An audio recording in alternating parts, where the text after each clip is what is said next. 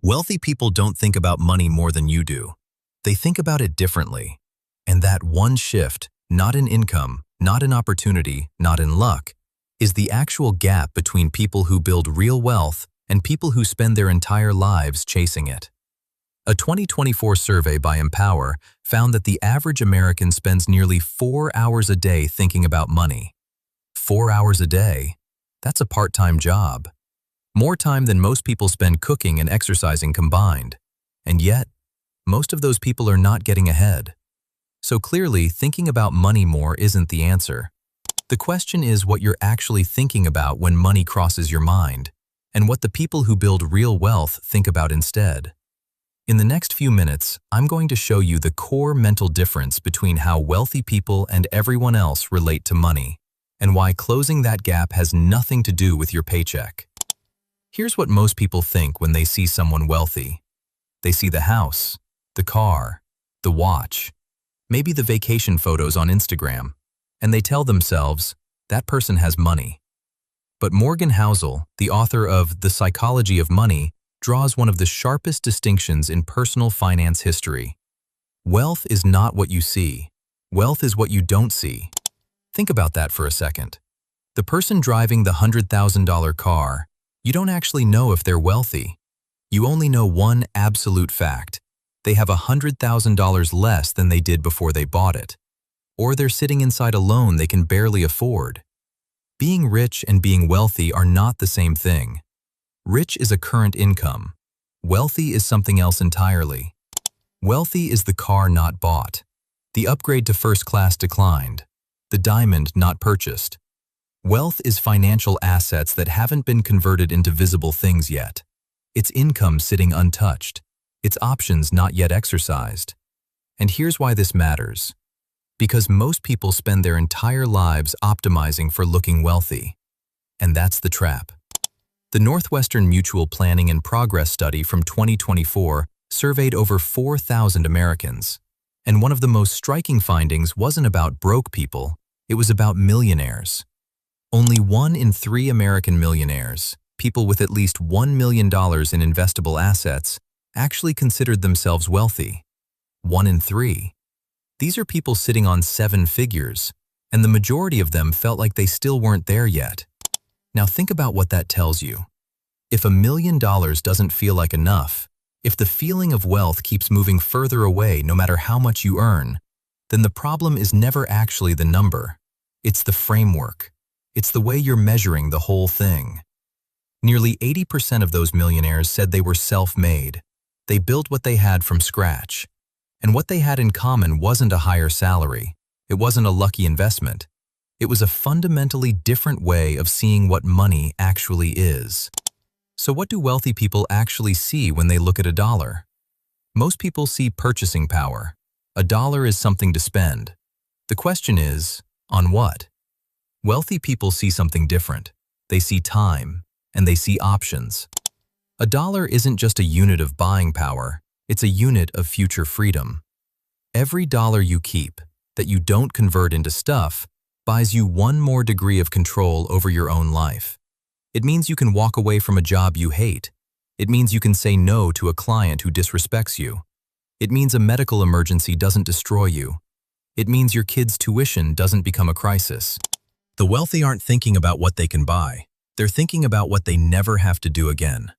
This is what Housel means when he writes that wealth's value lies in offering options, flexibility, and the ability to grow. It's not about the number in the account. It's about what that number represents. The right to make choices on your own terms, not somebody else's timeline. And get this reframe shows up in how wealthy people handle fear around money too. Psychological research shows that most people treat fear as a stop sign.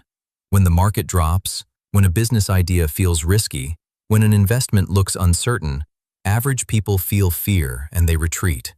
They move money to a savings account earning almost nothing. They wait. But wealthy people tend to treat fear as information, not instruction. They feel it. They interrogate it. They ask, is this fear pointing to a real threat? Or is it old wiring from a brain that evolved to survive the savannah, not to understand a stock market correction?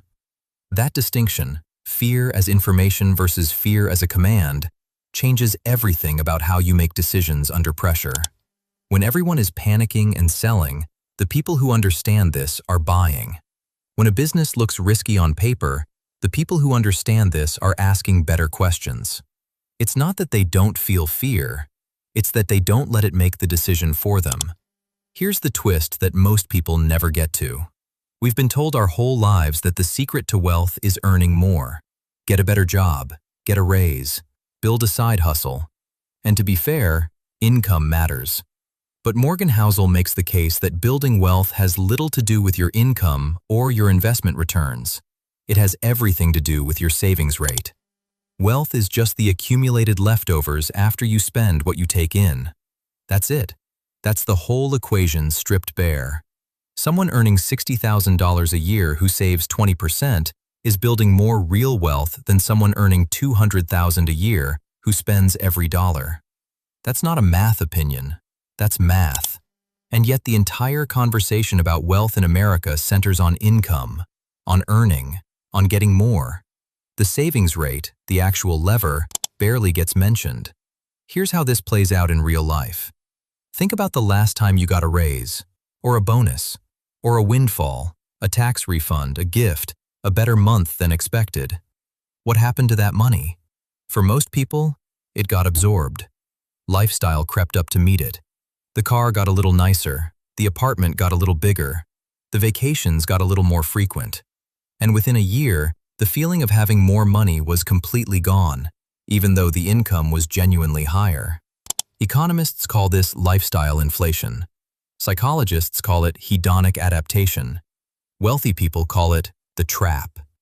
The people who build real, durable wealth, not the kind that looks good on Instagram, the kind that gives you actual freedom, those people have learned one skill above everything else. They've learned to let the gap between their income and their spending widen, not close. Every time their income goes up, they resist the pull to upgrade their life at the same pace. They let the surplus accumulate. They let it compound. They let it quietly, invisibly build into the kind of wealth that most people will never be able to see. Because that's the whole point. Wealth is hidden. It's income not spent. It's options not yet taken. So the next time you find yourself thinking about money, and if you're like the average American, that will be within the next few hours, ask yourself what question is running in your head. Is it, what can I buy? Or is it, what does this buy me in terms of choices I never have to make again? The first question is one most people ask their whole lives. The second one is how the wealthy actually think. And here's the thing that should stay with you. Wealth was never about the number. It was always about who gets to decide how you spend your time.